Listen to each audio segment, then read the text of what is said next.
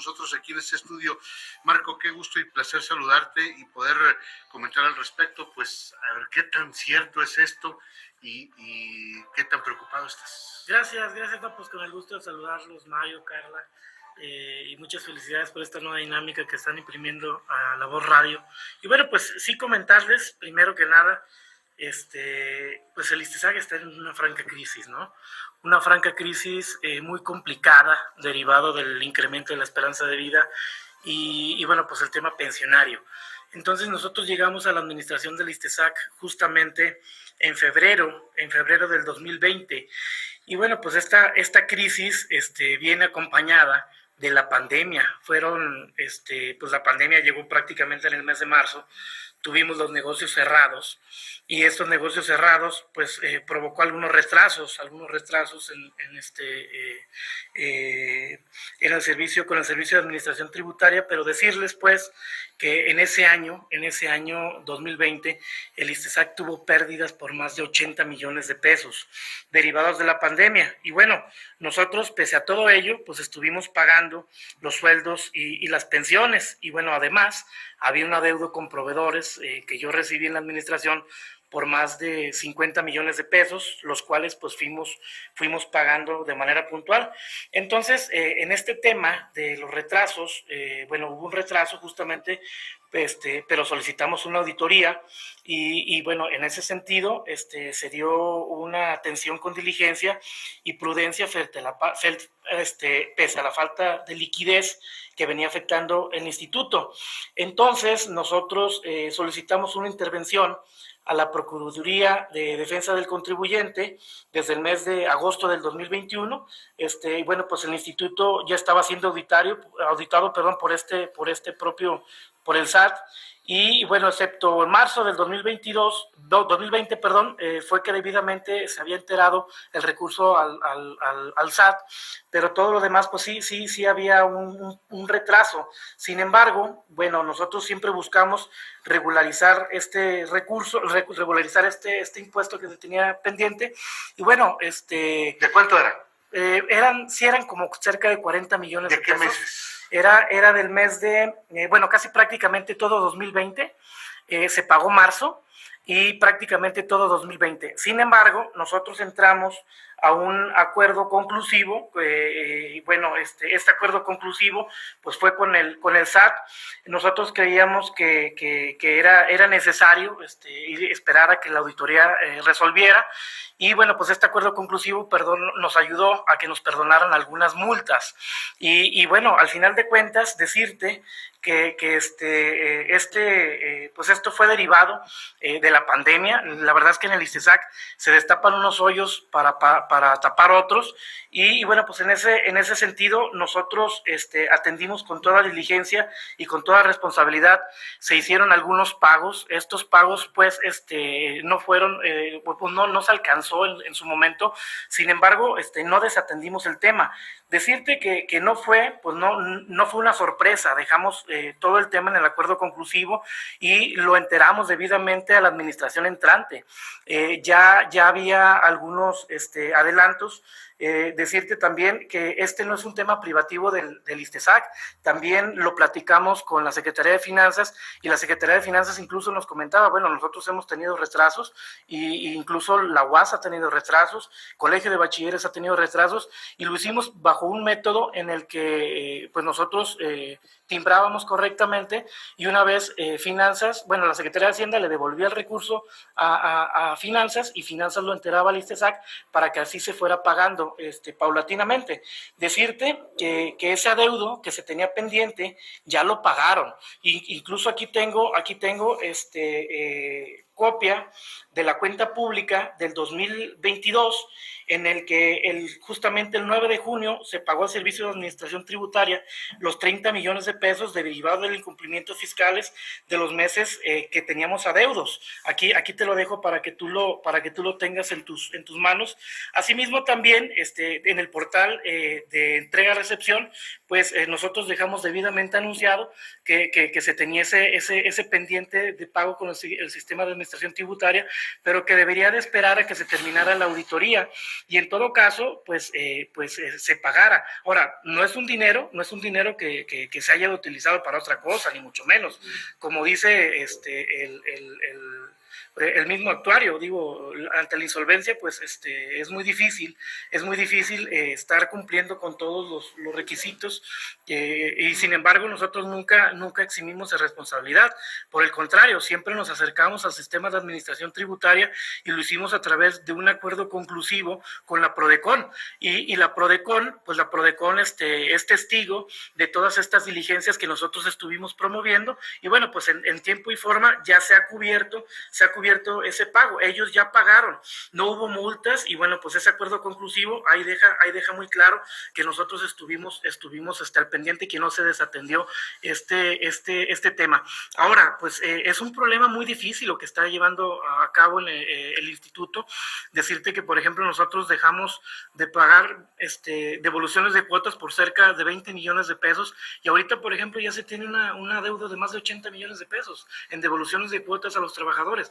Entonces, así mismo, esto es muy complicado. O sea, la verdad que la situación del instituto cada vez se va a agravar y se va a ir agravando paulatinamente si no se llega a una reforma. Importante mencionar en esta cuestión, nos dice específicamente que es un tema que incluso ya se sabía, que en su momento se trabajó, que era un hecho que iba a salir a la luz en cualquier momento y que incluso las autoridades y la Secretaría de Finanzas específicamente tenía conocimiento de la situación. Totalmente. Es decir, no es nuevo y no es para que ahora digan que la situación cambió, o sea... No, bueno, justamente nosotros no tenemos ninguna observación de la entrega-recepción y este es un tema que yo te lo dejo aquí en copia, nosotros lo anunciamos en la entrega-recepción y bueno, pues no es un asunto que desatendimos, lo dejamos inconcluso y yo no lo terminé porque dejé de ser director, pero ya iba en vía de solución. O sea, ya había un acuerdo con la Prodecon, solicitamos un acuerdo conclusivo, nos permitió entablar algunas negociaciones y diálogo, de tal manera que nos permita condonar algunas multas. Y si te fijas, ellos en este documento que yo te entrego, ya se pagó en junio y incluso lo pagaron sin multas, justamente por ese trabajo que nosotros hicimos con la Prodecon.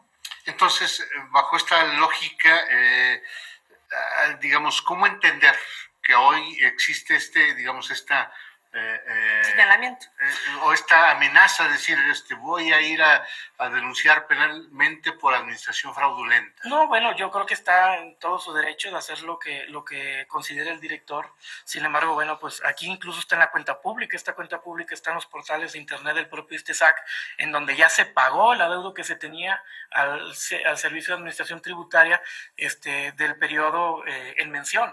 Entonces, sobre ese tema, yo creo que aquí está muy claro, se anunció la entrega-recepción, no hicieron ninguna observación y bueno, pues yo creo que la deuda está liquidada. Digo, yo dejé de ser director del ISTESAC si no lo hubiera pagado yo, pero yo lo dejé en vías de solución. Ahora, sí, ¿por qué nos retrasamos en el pago? Justamente por la pandemia, justamente porque el instituto dejó de recibir más de 80 millones de pesos en el año 2020 y bueno, pues el ISTESAC está viviendo situaciones complicadas, destapas un hoyo para tapar otro, ¿ah?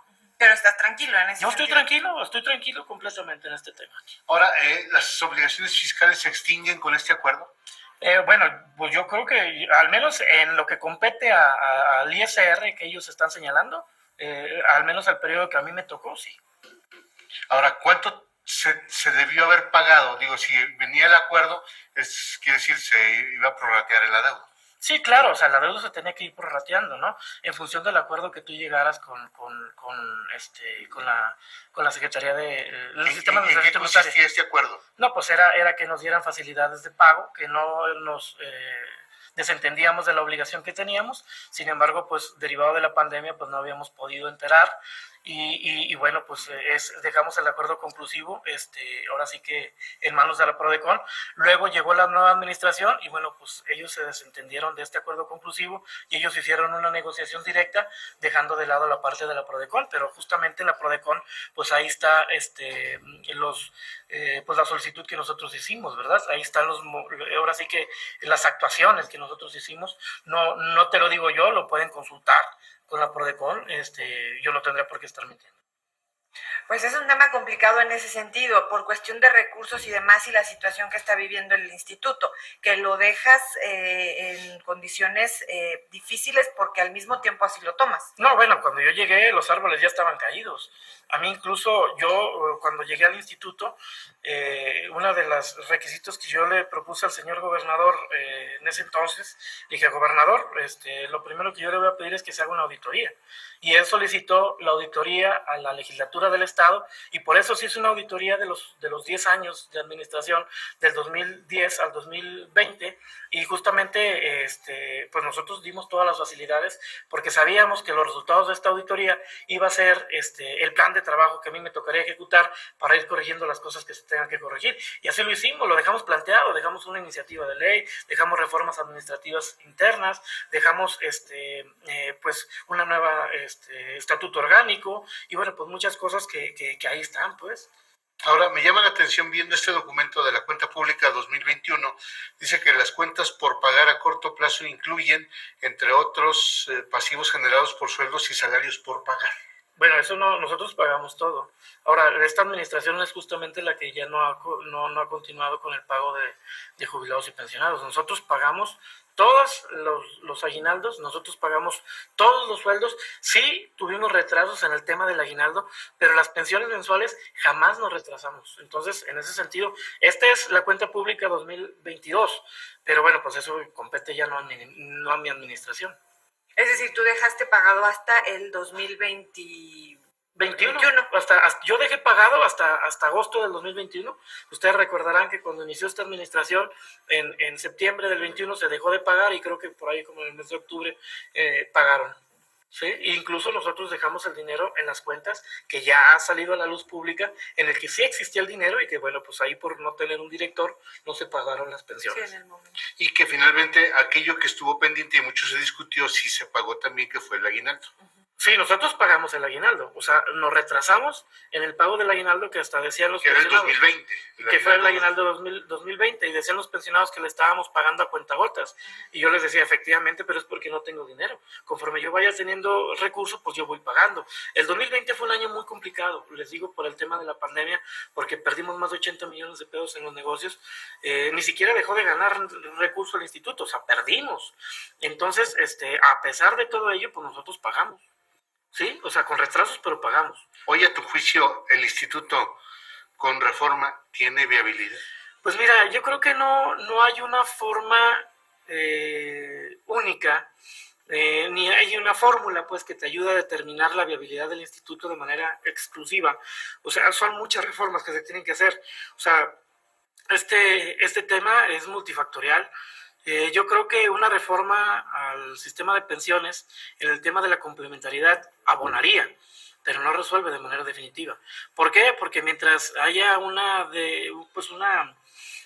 población dinámica en el que se sigue incrementando la esperanza de vida, que qué bueno, porque eso demuestra que como sociedad pues hemos hecho las cosas bien, y al menos biológicamente pues la gente ya vive más, pues los sistemas de pensiones tienen que utilizar ese recurso y sacarlo de algún lado para pagar a los pensionados. Entonces, pues esto es un tema dinámico, no es estático. Entonces, una reforma puede ayudar, pero no va a resolver el tema de fondo. Yo creo que debemos de educarnos de aquí hacia adelante, en el que debiéramos estar analizando cada 4 años, incluso nosotros así proponíamos, que cada 4 años se esté revisando la legislación para poder hacer las adecuaciones necesarias en función de la realidad social que se esté viviendo en el momento.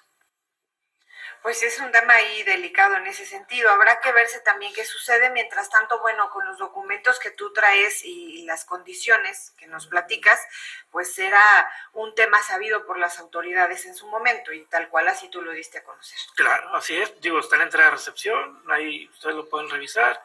Lo mismo está la cuenta pública, que es pública, donde ya se pagó los adeudos que nosotros teníamos.